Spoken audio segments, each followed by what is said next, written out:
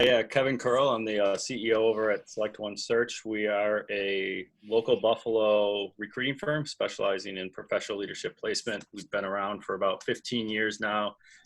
Prior to that, I've done tech startups and still currently actually have another tech startup called Material Exchange. I do some angel investing and help out the community around the startup world. All right, Pete. Hi, everyone. Thanks for joining. Pete Petrella, Managing Director of Viaduct. So we're part of the Aileron Group. We are a search firm, talent acquisition firm that helps mostly startups and emerging businesses. We have 5 other brands under the Aileron Group that help everything from Fortune 10 companies all the way down to startups where Viaduct sits. So also came from a bit of the startup world, worked with 43 North in the past, worked with Kaleida Health in the past, so I've been with some established businesses as well. So appreciate everyone joining. Thanks, Pete. JJ?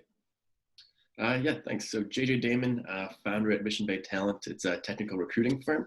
I've got about 10 years in the industry. Most of that was... JJ muted. There you go. Take it back. Yeah. All right. You're back.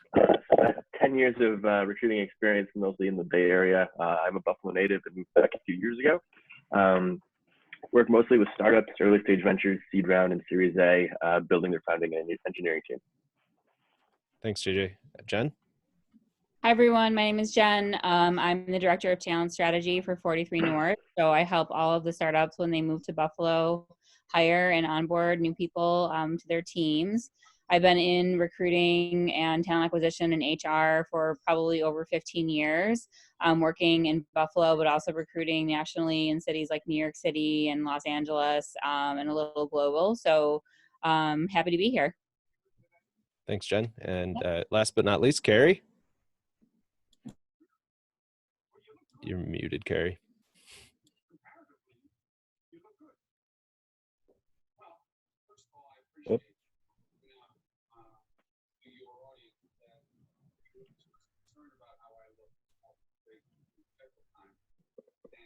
I remotely unmuted you. Okay.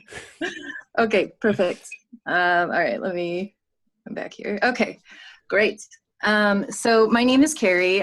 So as Clark mentioned before, I started a Facebook group in response to COVID-19, just a support group for people who are seeking jobs, whether they were seeking employment before the crisis or were laid off as a result.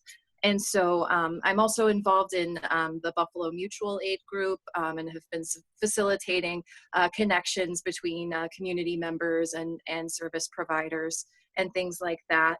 I also have experience from the nonprofit sector to the corporate world to recently the startup world. And so a lot of this has come from, especially being in the nonprofit sector, you experience grants, and sometimes those grants get cut and you get laid off. And so I've been in the experience of being laid off and interviewing for jobs and going through, the tough times. And so I'm just trying to lean in on that experience and to help provide you guys with some insight into kind of how to approach this challenging time. So. Thank you, Kerry. All right, so Kerry, maybe you can in the chat put your Facebook group if any of the other speakers want to plug their information in the chat, just so people have URLs, ways to reach out to you, email address, all that sort of stuff. That'd be great. And then I guess we'll just start it off with some just general questions. I'm going to direct this one to start at Kevin, and then maybe some follow up with JJ on the more technical side. But outside of looking for jobs, what are some things that you can do to help you land a job in a time like now? So like, other than applying for jobs, like what are good strategies to kind of get you in the door? You're muted, Kev. I have to unmute you? Oh, okay. I guess we shouldn't mute ourselves if we're speakers. There we go. Come on, Zoom. There we go. Yeah, we're good now. Yeah, so as I kind of talk to different people about this time right now, obviously there's tons of uncertainty and everything going on. So if you're just diving in thinking, I got to go find a job today, you're going to do yourself a disservice. I think there's other things you need to be thinking about. Like this could be a long-term search. It could, maybe you find something in a week, but think 6 months out. And what skills can you go get in the meantime and spend time in your day, not just worrying about the job search, but developing skills for other things. So, you know, there's a lot of, it depends on what your base skills are. If you're in technology specifically, where do you see technology going? Data analytics, data science, those type of jobs are obviously going to continue to grow, and no matter what happens and when we come out of what we're going through. So is there a way for you to get certifications? You know, like Get Smarter offers, those are paid, but you can go to some good online schools and get certifications around data science or data analytics or business analytics. So looking for opportunities to do that. You know, there's 24 hours in a day. Really, your job search, you're not going to sit there for 24 hours trying to do the search. So spend time building skills, working on other things that can help develop you. You know, even invest in hobbies. Find things you do on the side that are just fun. You never know, you might discover a passion you start your own little business around. So don't get caught up just looking at Indeed and looking at job boards and worrying about finding that job. So my best advice would be try to develop other skills. It doesn't mean you have to go to school. Just there's a lot of online resources that can help you with developing different skill sets. So, Right. JJ? Sure. I mean, yeah, Kevin nailed us pretty much a lot of the stuff I was going to say anyways, but as far as like a technical professional, most folks, or there's a lot of engineers out there have, for instance, like a GitHub account and go and do, you know, some kind of open source coding. I mean, if you have any projects that aren't out there publicly, or maybe this is like a perfect time to not go out and search for a job, but take a month and like build an app or do something like just creatively. Recruiters search through that all the time. If you have something that's impressive, it will pop up and make your resume show a little bit better. Any of our other panelists want to pop in? The GitHub thing is clutch. You know, as a hiring manager for developers, I always ask for everyone's GitHub account because I want to see that you're actively participating in the community, and it gives me a chance to actually review your work. So for those seeking technical jobs, I think that's great. And to Kevin's point, right now, there's Udemy has all their courses for free. So it's a great chance to get in there and reskill. We're actually, I'll post it in the chat, but we're going to host an event next week about reskilling and upskilling. I have 2 veterans coming in and talking about their experience going from the military, you know, to the civilian sector and founding. All right. So I said, what skills, and I'm going to point this one at Jen, what skills could you build that the workforce of the future will require? Well, I think it's really, it's kind of a difficult question to answer, right? Because it depends on the field that you're in. But I think sometimes people have a tendency, especially when they really like where they work, to get a little complacent in their job and to forget about making sure that you're keeping on track with what's new and happening in your industry. So I think it's important to really follow good blogs and podcasts and things in your specific industry so that you are keeping your skill set really up to date.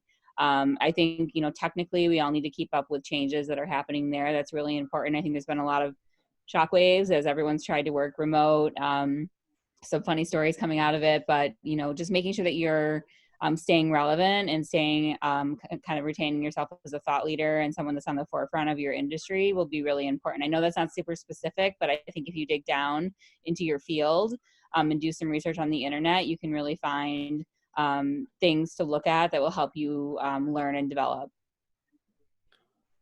Thanks, Jen. Yep. Pete, do you have anything to add? Yeah, I think, you know, regardless of your skill set and your current skill set, something to add is being comfortable talking to customers and people, coworkers, you know, getting more familiar with sales processes and things that are going to get you in front of customers. So regardless of what you do, if you want to start your own business, if you want to be searching for jobs, you want to be interviewing, you know, the comfort you have of having conversations with people and perfecting the skills of being able to communicate, I think are always important no matter what you do. Right. So the unmute button's killing me. It's like it's not responsive. Oh, Kerry, unmute. Kerry, can you unmute yourself? I was going to ask you a question. I didn't know if I had to do it. Sorry, guys. We're still figuring out the mechanics here. So, Kerry, what are some tactics that you've seen, in your Facebook group and in your experience, for just like looking for jobs and then getting in front of the hiring managers? Yeah, so some things that I would say are just like, especially during this time, we're in sort of an unprecedented space where we're kind of just seeing what happens day by day. But I really think that being engaged on platforms like LinkedIn and really just writing about what you're learning about, and going to engaging with employers through those platforms, I think is going to be really beneficial, because then when you make these connections, when you send in your resume, people are going to remember you. So kind of keeping yourself top of mind is a good practice. So JJ, to follow up on that, what are some maybe some tips or tricks that you've used in the past to get people in front of the right the right person? Yeah, absolutely. So I guess right now in particular, there's going to be a lot of applications, right? So if you typically, most folks, when they go to find a job, will submit an application to the company. So that application goes through an applicant tracking system, some kind of software. And a lot of that software is very smart nowadays. It can pick out and like grade a resume for you from like 0 to 100% match of a position. It'll flag keywords.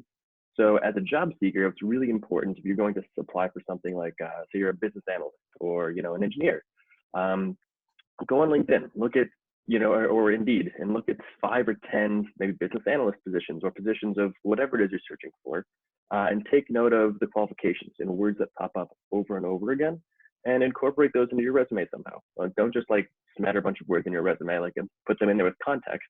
And of course, don't add them if you don't have those qualifications in general. But if there's a couple hundred, resumes submitted this week, a recruiter will, of course, still be looking at those, but you can bet they're going to start at the resumes that are flagged as like most relevant and work their way down.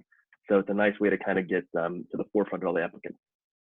Another one is just kind of like, do your research. LinkedIn is definitely your friend. Say if you're looking to join M&T Bank as a business analyst, we'll stick with that example. Go and search on LinkedIn, just recruiter M&T Bank. There will be probably a dozen recruiters at M&T, but at least one of them is responsible for that area that you're looking to go to. Connect them, shoot them a message, and try to connect. Before you go out and seek a recruiter at a company, though, make sure you've actually applied to a position there. You have like an idea, because recruiters do get hit up all the time. So if you're sitting there and asking a recruiter, hey, what job could I qualify for? It's like, they don't have time to answer that. They don't even know, because you know what I mean? So make sure you put some effort in ahead of time. And if you can, have your LinkedIn profile updated as well. So, yeah.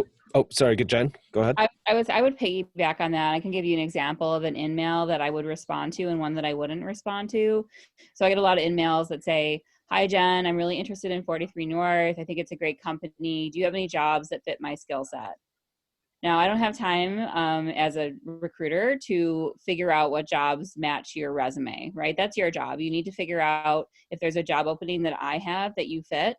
If you send me an in-mail that says, hey, Jen, I just saw that you have a new position for a marketing associate at 43 North. I have 2 years of experience marketing for such and such a firm. Here's my resume. Please take a look. I'd love to connect. I'm probably going to look at your resume. So by doing that, you're getting seen. That's your goal. But you've got to make sure that you're putting a value add in there that makes me want to open your email. So I think it's important anytime you think about any touch point in looking for a job that you put your marketing hat on, and always think about how you can get your results. Yeah, just to add really quick, I guess like the idea is you don't want to spray and pray at this point. You got to create personalization. You got to connect yourself into the company. So, one way we're talking about how to work through a recruiter from one end, but at the same time, we always use a terminology called water cooler talk, where identify the 3 people involved in that hiring process. So there's the recruiter, but there's also the hiring manager and maybe even a person above that. Try to connect to all 3 of them on LinkedIn, because maybe the hiring manager gets really excited by something when you connect with them, and they go back to the recruiter, and that'll move you right to the top of the pile. So my recommendation is to always do some research, spend some time understanding the job, who's involved, who are decision makers, the best you can, and target those 3 or 4 people at the company to give yourself a better shot to get in the door. Recruiters get overwhelmed. They see tons of applicants. Yeah, you need to stand out with them. You can get to the heart. They have a lot more influence and can push back down onto the recruiter to make decisions. So yeah, I would also add one thing to that too, is tell the recruiter, tell the hiring manager why you make sense for a job and how you're going to walk in day one and make a difference for that company. Because if you've done your research, to Kevin's point, and you know the position or something they may be looking for, or you just have a passion for a company or a specific skill set within a company, go out and tell them and show your confidence in how you're going to walk into that company day one and make a huge difference. And I think that's going to help you stand out amongst the crowd as well. Give them a reason right off the bat as to why they need to hire you, not they want to hire you, but they need to hire you, and show them that and be confident about it. Yeah, I want to show one little hack that I love to show people when they're looking. So if you go, I'm going to jump over to my LinkedIn. Let's see here now. Oh, we'll just go full screen share. All right, so if you go to LinkedIn and you type in a company you're interested in, say you wanted to work at Facebook, you can go down to people, and then it'll bring up this page, and you can actually sort all the employees at Facebook, all 63,000 people that have worked at Facebook and have a LinkedIn profile, and categorize them. So like we were talking about data analysts earlier, you can look at all their data analysts, and then you get to see who's the closest to you, right? So Ginny Lou's a second connection. And so I can click into here and see who do I know that knows Ginny. I can also further refine it and say, let's see who has some sort of Buffalo connection, right? And then I can reach out to, maybe they went to University of Buffalo. You can sort by the college.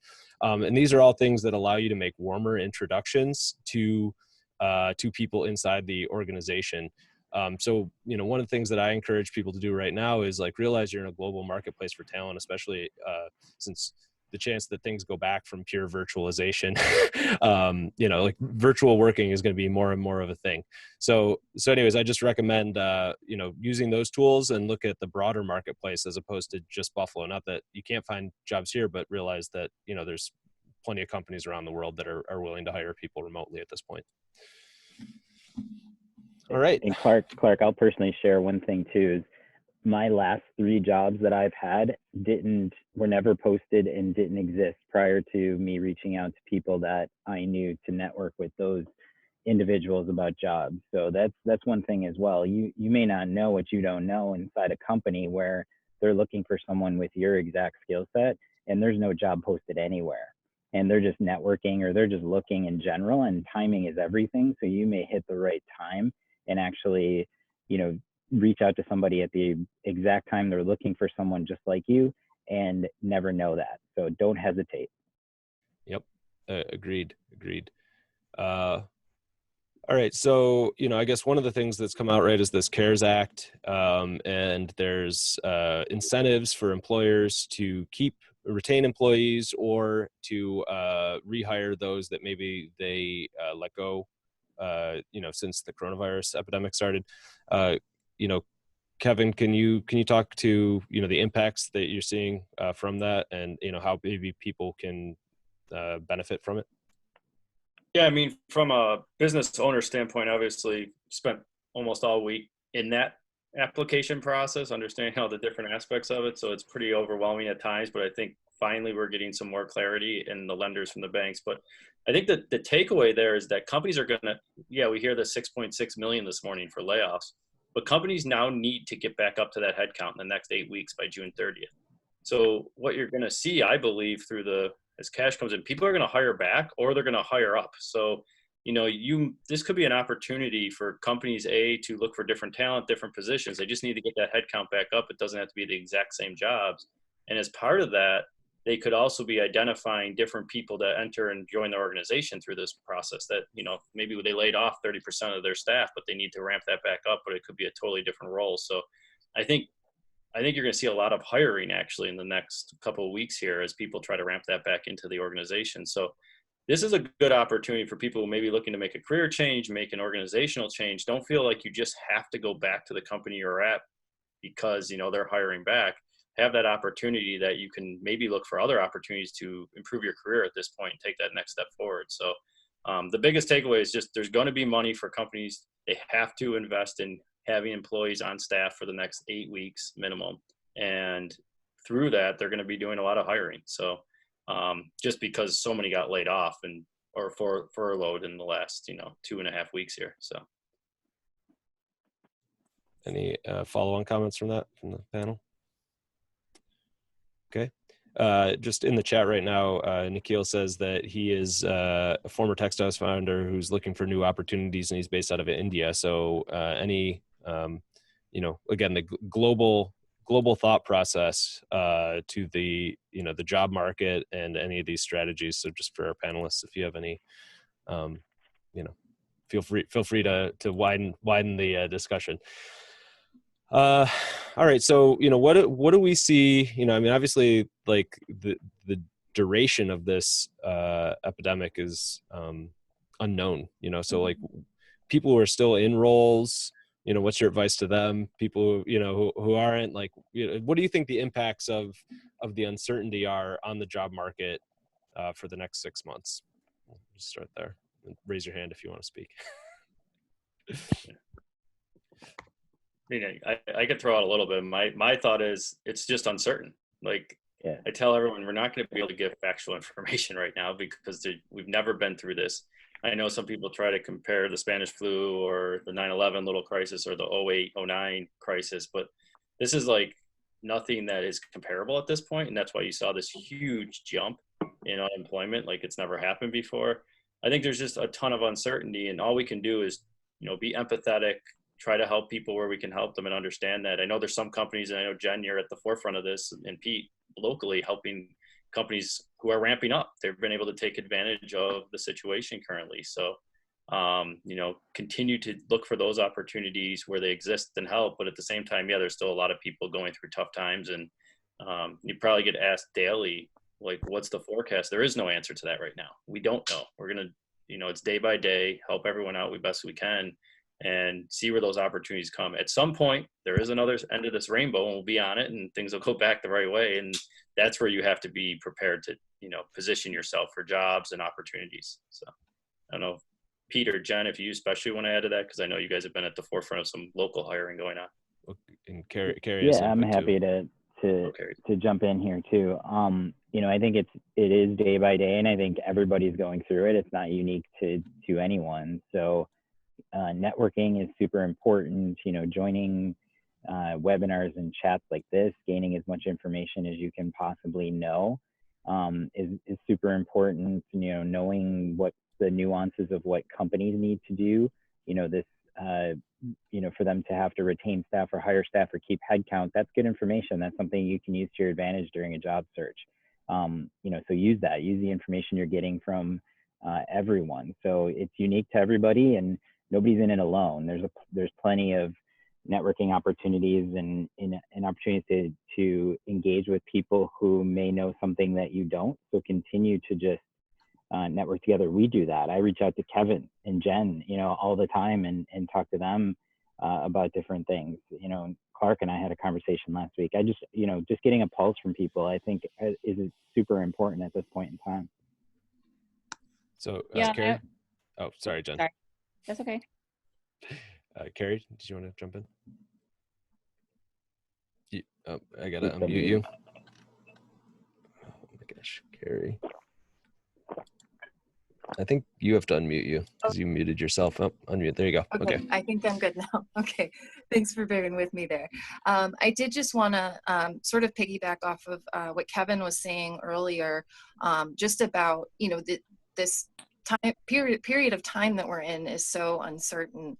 And I wanted to go back to, skill building during this time. And I really think that, emotional intelligence and leading with empathy and characteristics like that are going to be huge at this point, because you're going to go into whatever job you go into. If you go back to your recent company or you get a new job, you know, whether it's your direct supervisor, direct reports, some colleagues across the hall that you don't really know, everybody's going to be dealing with the fallout from this, whether it's, you know, a close person to them that got sick, passed away, or it's just someone who had a, you know, a spouse or a relative that was in the medical field that was, you know, experiencing all of the you know, chaos and burnout from this.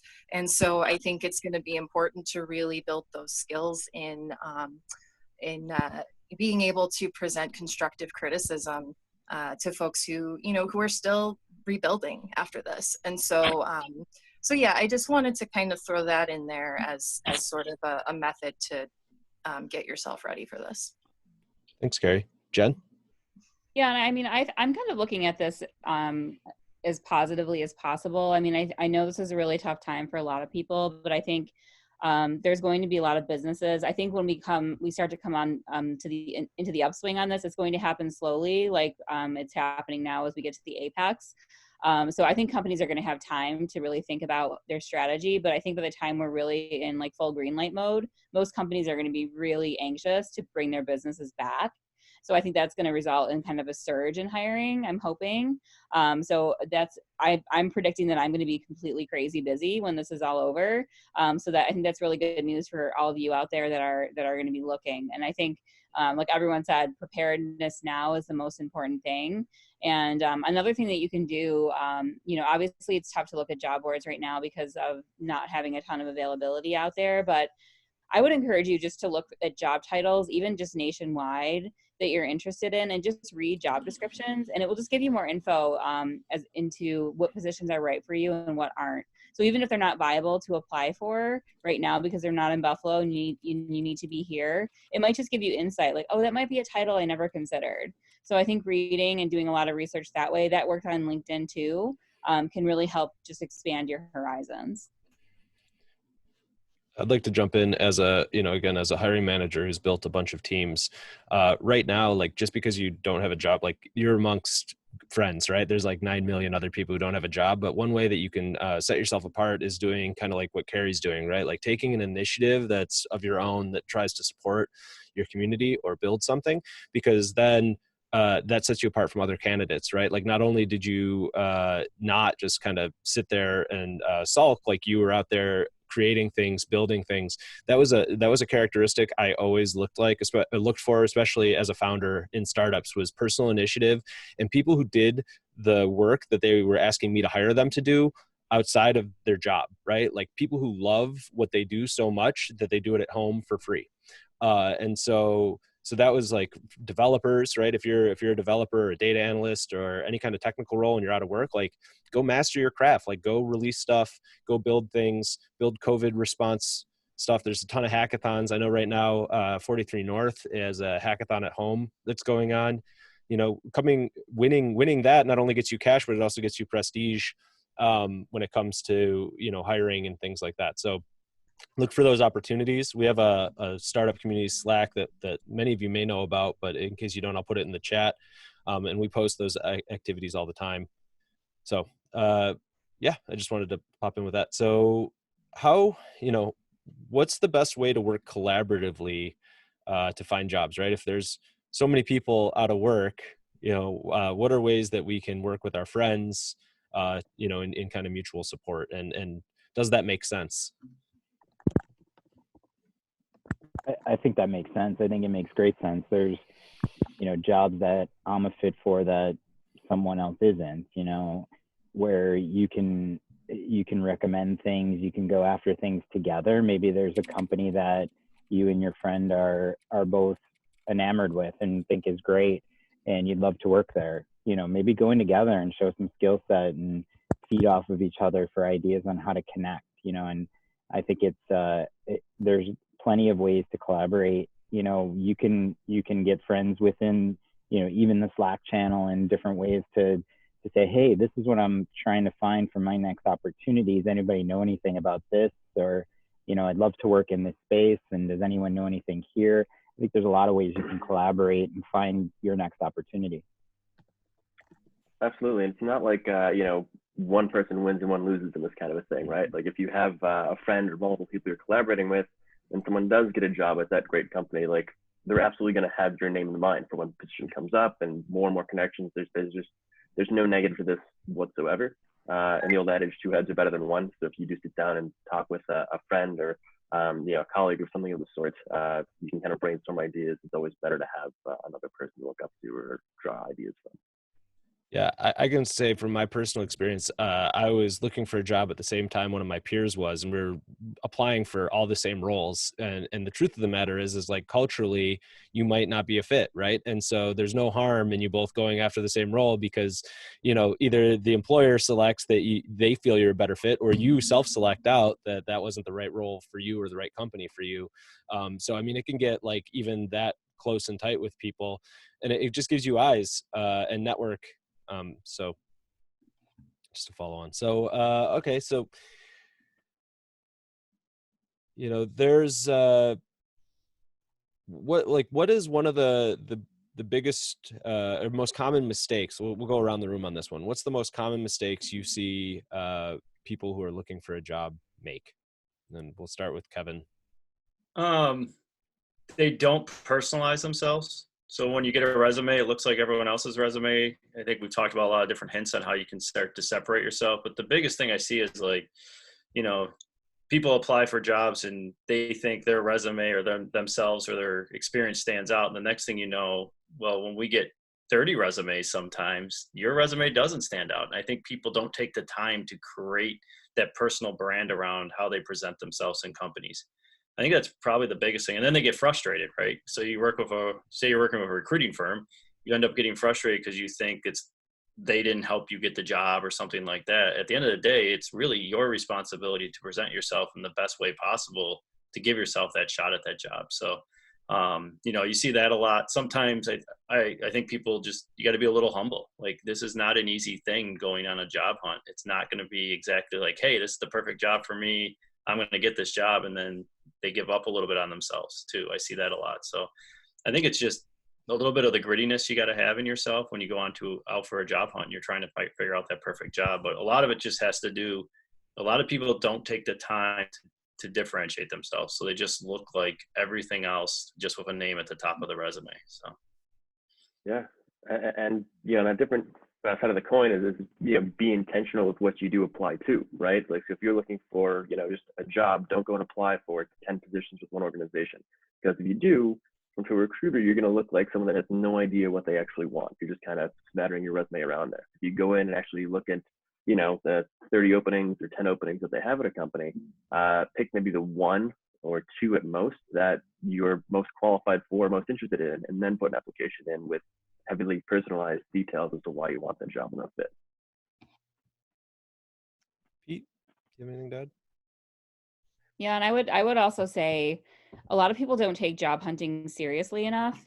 So if you're really in the hunt and you want to find something and it's a priority, you really need to treat it like a job. So I think the people that are the most successful are the people that set a window every day to focus on their job hunt. So maybe that's 9 to noon. I don't know.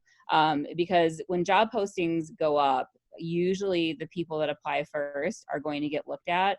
But as a recruiter, if I receive 400 resumes for a job, which really does happen, I'm not going to look through 400 resumes and use a comparative approach to find the top 20 people. So what I'm going to do is look through resumes until I get to 20 that I want to bring in for a phone screen, and then call those people. And if I need more, go back into my search and look at the people who applied later.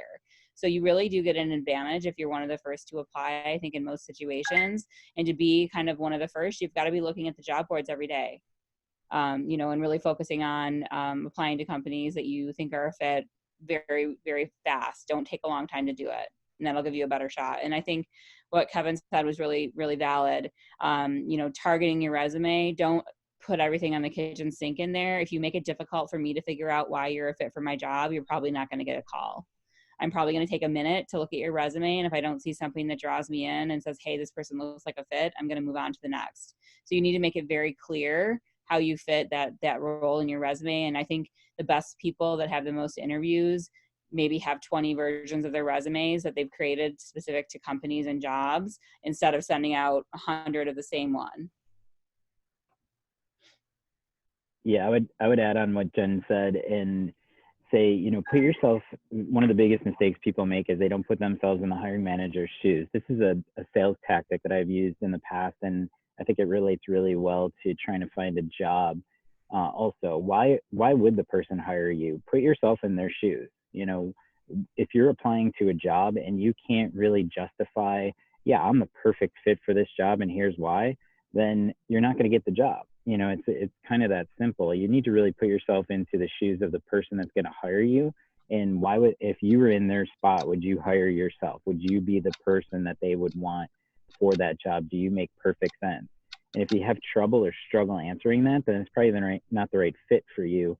And you need to find something, you know, that is the right opportunity for you. And like I said, it may not exist as a job posting on a website. It may not exist at all. It may be a company that you find or an opportunity you find in general, and you just go after it. So be confident and know that you are a great fit, because the hiring manager is going to think you're a great fit because you convince them that way. Kerry, do you want to unmute?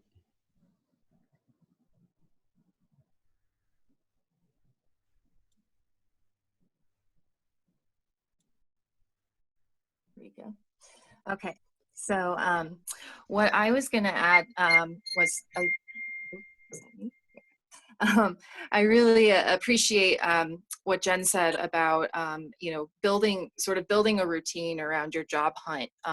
So you know, whatever time frame it is during the day where you feel motivated to work on your job hunt, take that time and have sort of a system for yourself for, you know, when you go to interviews, what you know, what makes you feel good before an interview. You know, it might be saying positive affirmations to yourself in the mirror, or maybe talking to a friend who can kind of help amp you up. I think that that's really important. And also after the interview, having a you know, a self-care and sort of celebratory moment for yourself, because interviews are, you know, they're stressful. You're doing a lot of work to prepare for them. And I think that putting yourself back into a positive celebratory space afterwards is really helpful. And so especially if you have those moments where you are making sure that you're amping yourself up, you're kind of reviewing your notes of, you know, why you're excited to work for this company. I think that that's really going to help you out a lot. Excellent. Yeah, so to tag on to Jen's conversation, I have every role that I've ever had. I have bullet points listed out for all of them, like in a giant master resume. And when I apply for roles, I actually just down select the most important bullet points for that role and the most important jobs for that role. You know, later in your career, that's easier to do because you have more work history. I also do feedback sessions with my friends that might be equivalent hiring managers, right? So I say, hey, look at my resume. What do you see? What's important to you out of these bullet points and what doesn't matter? Because a lot of times we have an emotional bias to the work that we've done previously, and we think it's important because it felt important to us and it had a certain outcome. But it may not be as important to the person that would be hiring us. And so by kind of surveying people that may have that experience in that role, you can get rid of some of that bias. So we did have a question from the audience, and they said, Hest says, as a soon-to-be college graduate and veteran, what advice do you have for me to get into the human resources field during the current pandemic?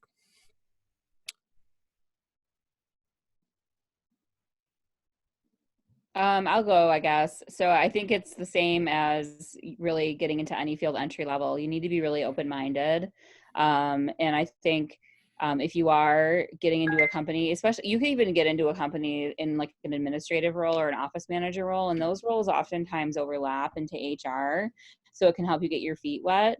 But there's a lot of, you know, entry level positions in recruiting, in like being like an HR assistant. I think those ones are really good to look at, or even like an HR coordinator or talent acquisition coordinator where you're working on scheduling. All of those things can really help you get your foot in the door in terms of getting into HR. You know, and I would say, to add on to that, you just made 4 people in the recruiting profession aware that you're interested in a job in HR. So that was a good start. Yeah, solid move. Yeah, good move. Follow up with each of us after. You know, we all have opportunities. We work on those different areas. So I would suggest, you know, you just built a network of 4. So make sure you follow up with us at least after, and 5 with Clark and all the opportunities he comes up with as well. So we're, oh, sorry, I didn't want to. No, just to add to what Jen said, I think it's really important early for HR people. Don't pigeonhole yourself. Like, HR is a broad term, but get in the door somewhere and then see what all the different opportunities are that kind of grow from there. It's like early stage salespeople. There's always this path. Some become managers, some become rock star sales reps. And like, you don't know that when you're first starting out. You don't know what all the different real opportunities and which ones you might have a passion for, especially in HR. So get in the door somewhere, no matter if it's not a perfect fit, just to get more experience and understanding what those roles could possibly be, and then let that kind of guide your career as you grow. So this is kind of a new one and related to the times. You know, a lot of these interviews for the foreseeable future are going to be probably Zoom meetings and the like. So what are some recommendations and that you have to help people prepare for a virtualized interview, and what are some best practices? I can take this one. So I've done probably about 70 virtual interviews in the past 10 days for one of our companies that's really been scaling up. And so a few things: make sure the tech works. So if someone's scheduling an interview with you on Zoom or on Google Hangouts or Microsoft Teams or whatever, try to test it out with a friend to make sure whatever device you have is clear. Make sure they can hear you, see you, make sure the lighting in your area is decent. I mean, you don't have to go crazy because it's not, you know, we're all in our homes. I'm in a log home right now, so my background's not amazing, but it is what it is. But, you know, just make sure that the tech works, because if you log on and there's a whole bunch of snafus or you miss your interview, it's a really bad start. And I would say also log in 5 minutes early. Be there before the person jumps in.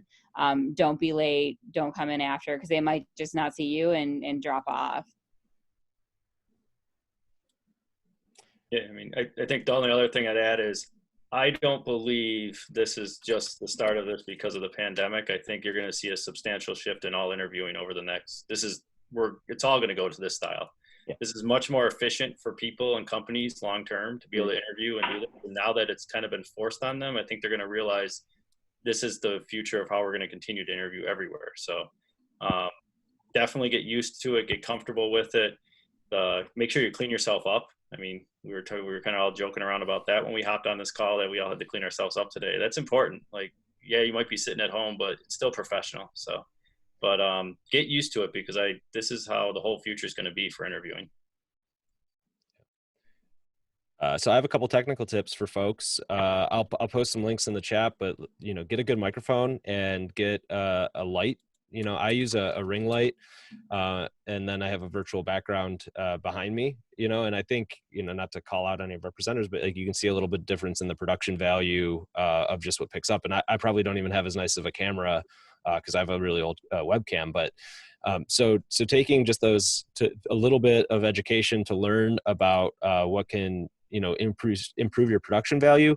It just makes you look like a better, more professional candidate, you know, and it's like less than $100 worth of gear can really up your game. So right now, again, there's some great Udemy courses, and so you can look up like how to be a YouTuber or any of those things, and even on YouTube you can find out, and they'll teach you how to use these technologies to improve your production.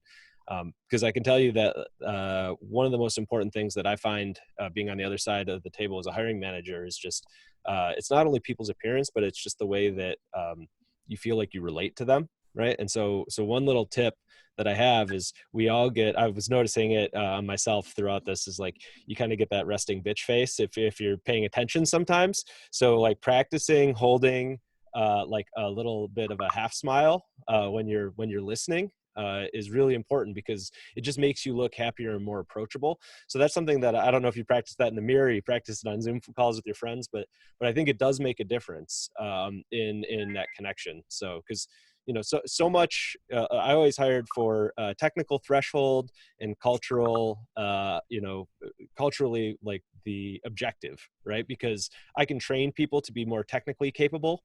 and I can train them in the way that I want to teach them. But if they're not nice, I don't want to work with them. And because you end up spending more time with your teammates, especially in a startup, than you do with your family. And so a lot of startups and founders, have a similar mindset when they're hiring. So that's something to consider. Just that optimism and keeping that smile even in these tough times. Yeah, and I would say oh, go ahead, Pete. Go ahead, Jen. Mine's really quick. I was just gonna say, in terms of dressing professionally, if you have one video interview and your interviewer is dressed casually, don't take that as a cue to dress casually for your second interview. You're the one trying to get a job, so you need to be the one giving off the first impression. So it doesn't really matter what the person on the other side is wearing.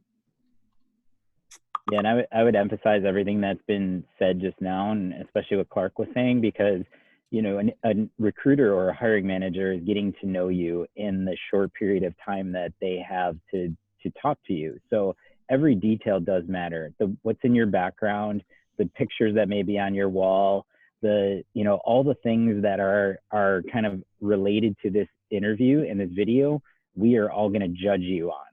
So know that anything that can be seen will probably be judged upon, and pay attention to those details. Details do matter in these situations and in interviews, in person or over video. So pay attention to your details.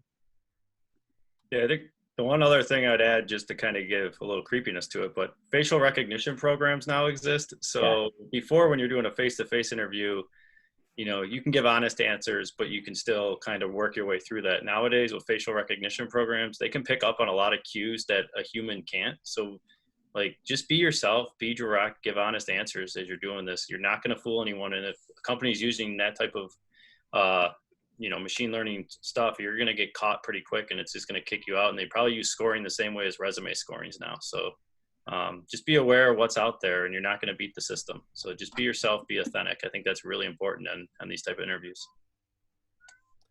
One thing that I want to touch on, a strategy that I've used for a long time, is with your resume. I told you I have a master resume with bullet points on it. Well, each one of those bullet points is a narrative. It's a story, right? And so I'm leaving a breadcrumb trail for the interviewer to pick up on, right? So there's sometimes where I leave maybe a bullet point like a little bit open-ended, because I know I want them to dig into that, because I know that I have a really great story or narrative that I can tell around that. And I also use it, there's certain behavioral questions and things that you get again and again. And so being able to point to a past performance, based on your resume, this shared document that you have, and relate it to a question that you're going to get. So that preparation of what are the common interview questions I'm going to get for this type of role on a technical side, what are the common interview questions I'm going to get for this role on the behavioral side, and then doing the pre-production with your resume and your practice of those narratives that answer those questions, you're just going to come across much more polished and confident. And I think that's a very important strategy that you can use.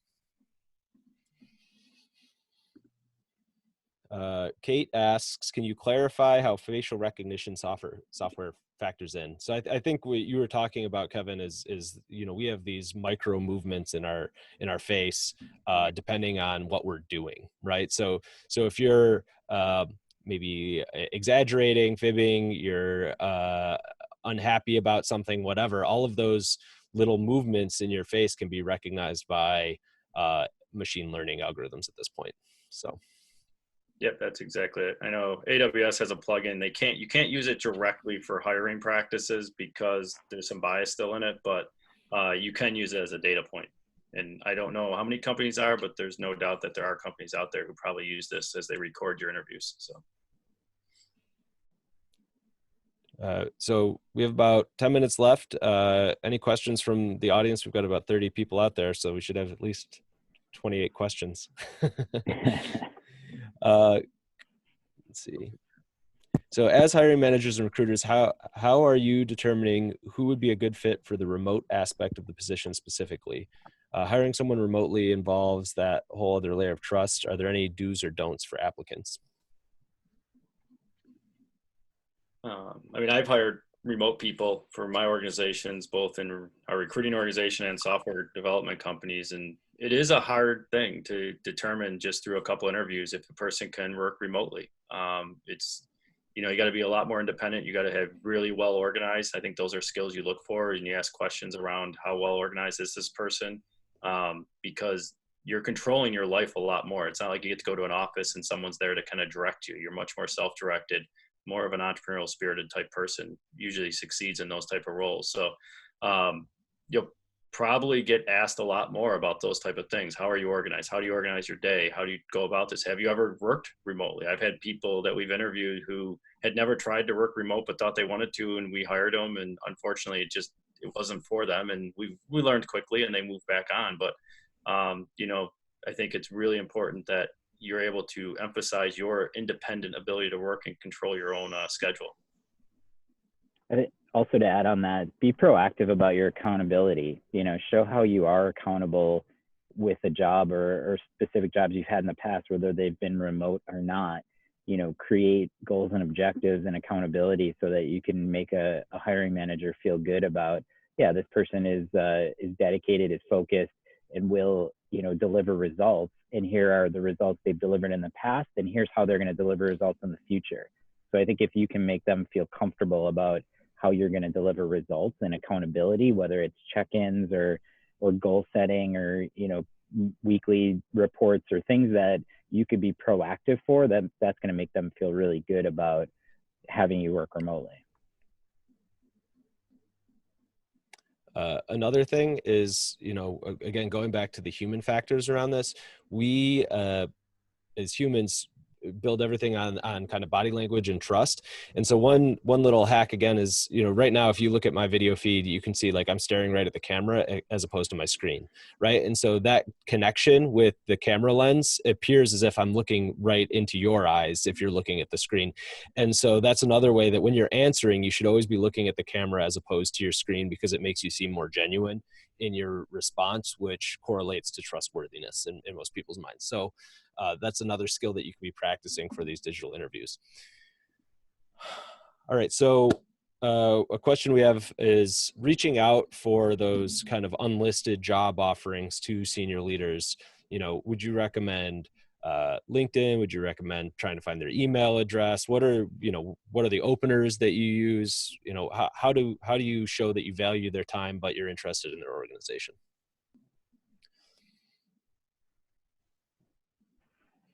I would say, you know, giving them, when you reach out for a reason and for a purpose, not just, hey, I'm so-and-so and I, you know, am interested in working for your company. Notice something, do some homework on the company. Notice that they just received a big sale, or they just, you know, raised some money, or they just gained a new customer. You know something about the company, and then how you relate back to that.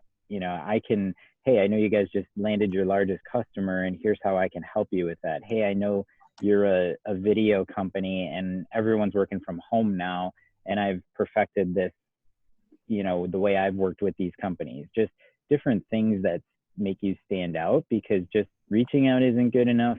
But, you know, I think you just got to find purpose and purpose to reach out. And that's going to gain the attention of that person, that senior leader, to say, wow, this person's really thoughtful.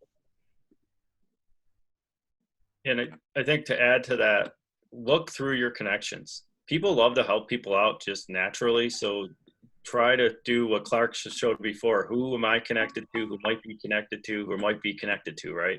Dig a little bit on that. You'll be surprised how big your web actually gets if you go 2-3 tiers out on your connections. And if you can get that warm intro, that's fantastic. If not, I think everything Pete talked about, what is it? Look at news articles, personal news articles. It could be professional. Like, it doesn't always have to just be about the company. You might see someone won some hockey trophy 2 weeks ago, and you reach out and you say, hey, you know, I've been researching your company. It looks awesome. Oh, by the way, you know, as I was doing it, I noticed you won hockey trophy. I played hockey growing up. Like, you can make some weird side personal connection where they're more inclined to respond than just a cold reach out that they probably get 100 of those. I think they also asked, is it LinkedIn or email? I would say LinkedIn, email, phone. You got to do it all. Not a lot of people sit on LinkedIn and check LinkedIn emails that often.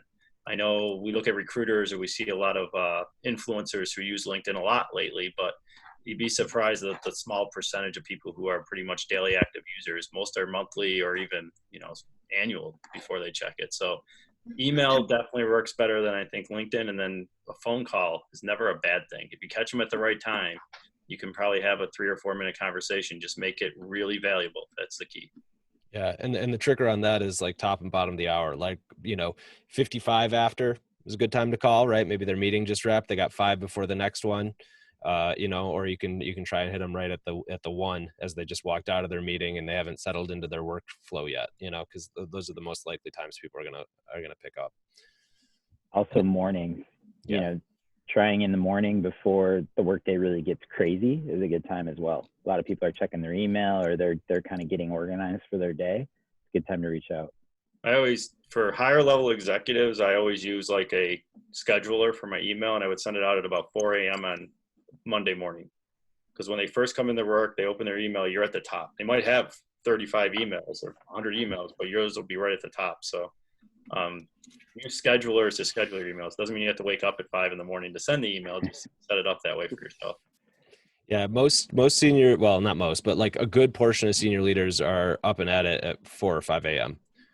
It's a habit that I see all the time because they're getting their workout in, and that's the only time they have for themselves. So, I've actually had, if you have a relationship, any kind of relationship existing with someone, and you're just trying to reactivate it, oftentimes you can text them at like 6:30 in the morning and be like, hey, what's up? I just finished my reps. You got time to talk? And that has a high conversion rate.